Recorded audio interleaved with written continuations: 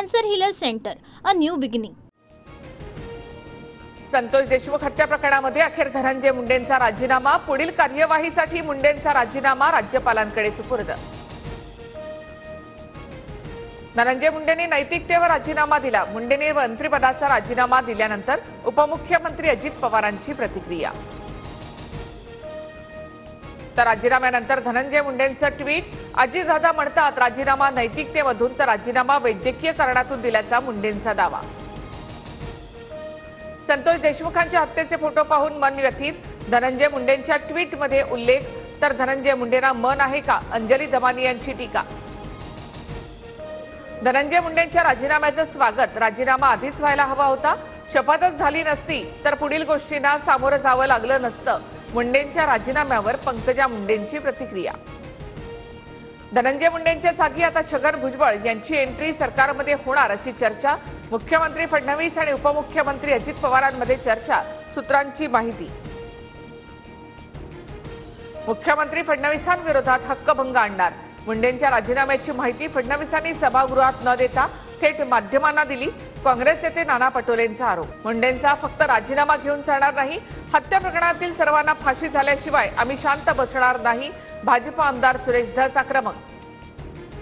संतोष देशमुखांची हत्या खंडणीमुळेच, खंडणीची एक बैठक सातपुडा बंगल्यावर झाली की नाही याचे उत्तर मुंडेंनी द्यावं, सुरेश धस यांचं आव्हान।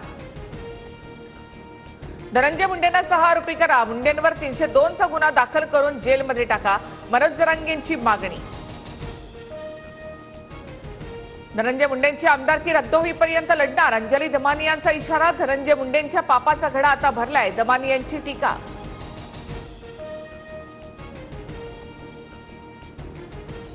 गोपीनाथ मुंडे आज असते तर त्यांनी धनंजय मुंडेंना चापकानं मारलं असतं आणि राजीनामा द्यायला लावला असता। संतोष देशमुख हत्या प्रकरणानंतर रोहित पवार आक्रमक। धनंजय मुंडेंचा राजीनामा नैतिकतेवर नाही तर त्यांची हकालपट्टी झाली, मुंडेंच्या राजीनाम्यानंतर करुणा मुंडेंचं वक्तव्य। मी आणि बजरंग सोनवणे अमित शहांना भेटणार, बीडमधील अनेक खून आणि सर्व प्रकरणांची माहिती शहांना देणार, खासदार सुप्रिया सुळेंची माहिती। धनंजय मुंडेंचा राजीनामा स्वीकारून चालणार नाही तर संपूर्ण सरकारच बरखास्त झालं पाहिजे, मुंडेंच्या राजीनाम्यानंतर आदित्य ठाकरेंकडून विरोधी पक्षनेते पदासाठी भास्कर जाधवांचं नाव फायनल, ठाकरेंच्या शिवसेनेकडून विधानसभा अध्यक्षांना पत्र। दुबईच्या मैदानावर भारत विरुद्ध ऑस्ट्रेलिया सेमीफायनल, 19 ओव्हरनंतर ऑस्ट्रेलिया 96 धावांवर 2 बाद, मोहम्मद शमी चक्रवर्तीच्या नावावर प्रत्येकी 1-1 विकेट। टीम इंडियाकडून माजी क्रिकेटपटू पद्माकर शिवलकर यांना श्रद्धांजली, ऑस्ट्रेलिया विरुद्ध सामन्यामध्ये भारतीय खेळाडूंच्या हाताला काळी पट्टी, शिवलकर यांचं काल वयाच्या 84व्या वर्षी निधन। Cancer healer centre, a new beginning.